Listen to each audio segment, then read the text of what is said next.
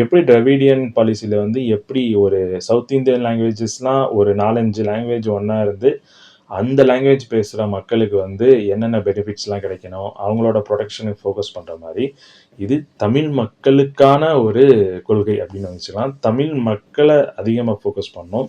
தமிழ் மக்களோட பிரச்சனைகள் அதிகமாக வந்து பேசும். தமிழ் மக்களோட டெவலப்மெண்ட்டை பற்றி அதிகமாக வந்து பேசுவாங்க. அது மட்டும் இல்லாமல் இங்கே இருக்கிற லேண்டு பற்றி பேசுவாங்க, அதில் இருக்க பிரச்சனை பற்றி பேசுவாங்க, தண்ணி பற்றி பேசுவாங்க, காடு பற்றி பேசுவாங்க, மரம் பற்றி பேசுவாங்க, மலை பற்றி பேசுவாங்க, பறவை பற்றி பேசுவாங்க, இங்கே இருக்கிற அனிமல்ஸ் பற்றி பேசுவாங்க. மொத்தமாக அந்த தமிழ்நாட்டோட நேச்சுரல் வெல்த்தையும் அதிகமாக ஃபோக்கஸ் பண்ணி அதில் இருக்கிற பிரச்சனையை வந்து அதிகமாக வந்து பேசுவாங்க.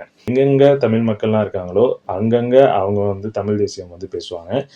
அதில் முக்கியமாக சொல்லணும்னா ஸ்ரீலங்கா, மலேசியா, சிங்கப்பூர் இங்கே வந்து அதிகமான தமிழ் மக்கள் இருக்கனால அவங்க அங்கே வந்து அதிகமாக தமிழ் தேசியம் கொள்கைகள் வந்து அதிகமாக அவங்க வந்து ப்ராக்டிஸ் பண்ணுறாங்க. ஸோ அந்த ஸ்ரீலங்கன் சிவில் வார்லேருந்து இன்ஃப்ளூயன்ஸ் ஆகி அதுக்கப்புறம் ஒரு பார்ட்டி ஸ்டார்ட் பண்ணி அதுலேருந்து ரெவல்யூஷன் கொண்டு வரணும் அப்படின்னு நினைக்கிறது தான் வந்து இந்த நாம் தமிழர் கட்சி. தேசியம், திராவிடம் இது 2 தான் இருக்கா அப்படின்னு கேட்டிங்கன்னா இல்லை, அதை தாண்டியும் நிறைய கொள்கைகள் வந்து இருக்குது. அதுலேயும் வேர்ல்டு லெவலில் பேசுகிற கம்யூனிசம் வந்து நம்ம ஊர்லேயும் இருக்குது. ஆனால் அதிகமாக யங்ஸ்டர்ஸ்ட்டை இப்போ வந்து அது பில்ட் ஆகலை.